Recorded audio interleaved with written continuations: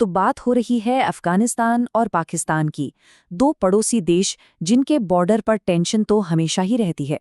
लेकिन अब बात सीधी सीधी हमलों पर आ गई है। हाल के दिनों में हालात इतने बिगड़ गए हैं कि दोनों के बीच एक बड़े टकराव का खतरा मंडरा रहा है। और इसी टेंशन के बीच में अफगानिस्तान की तरफ से एक ऐसा दावा सामने आया है ना, जो किसी को भी हैरान कर देगा।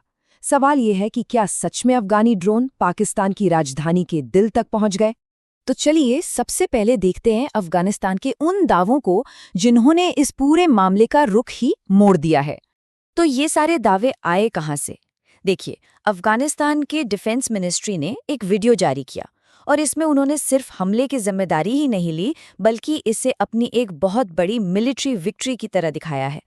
और अब आता है वो दावा जिसने सही में सनसनी फैला दी। अफगानिस्तान का कहना है कि उनके ड्रोन सिर्फ पाकिस्तान में घुसे ही नहीं, बल्कि राजधानी इस्लामाबाद में प्राइम मिनिस्टर के ऑफिस से बस 5 किलोमीटर दूर हमला करने में कामयाब रहे। सोचिए जरा।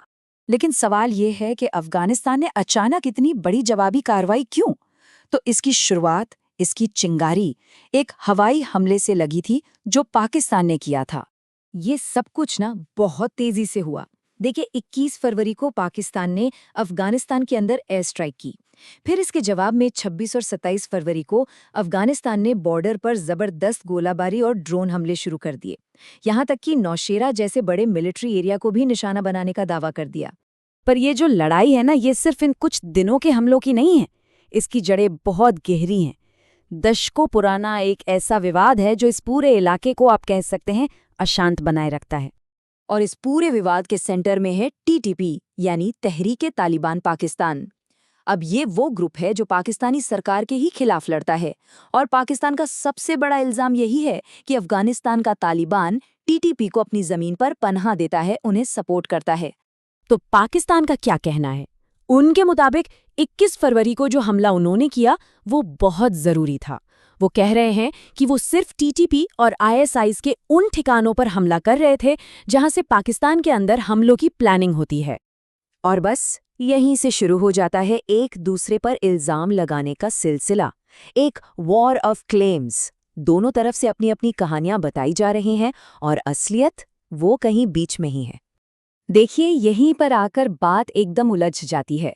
एक तरफ अफगानिस्तान है जो साफ साफ मना कर रहा है कि वो टीटीपी को कोई पनाह नहीं दे रहा। वहीं दूसरी तरफ पाकिस्तान है जो कहता है कि उसके पास सबूत हैं और वो अपनी बात पर अड़ा हुआ है।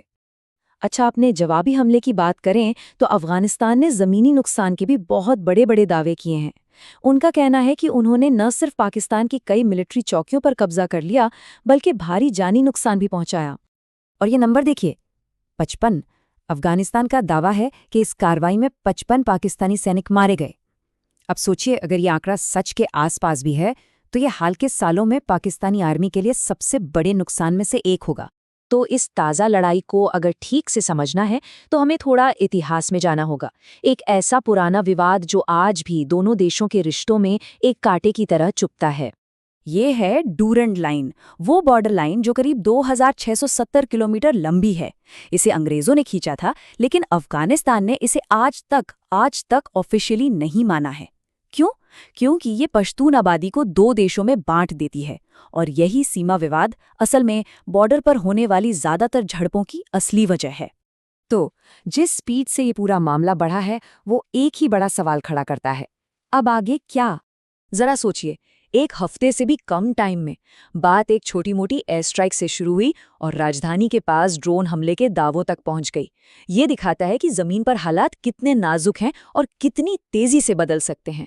तो सवाल अब यही है, दावों और जवाबी दावों का ये जो दौर चल रहा है, इसमें क्या दोनों देश और ज्यादा टकराव की तरफ बढ़ेंगे, या फिर डिप्लोमेसी के लिए, बातचीत के लिए कोई गुंजाइश बची है? इस पूरे इलाके का भविष्य कहीं न कहीं इसी सवाल के जवाब पर टिका है।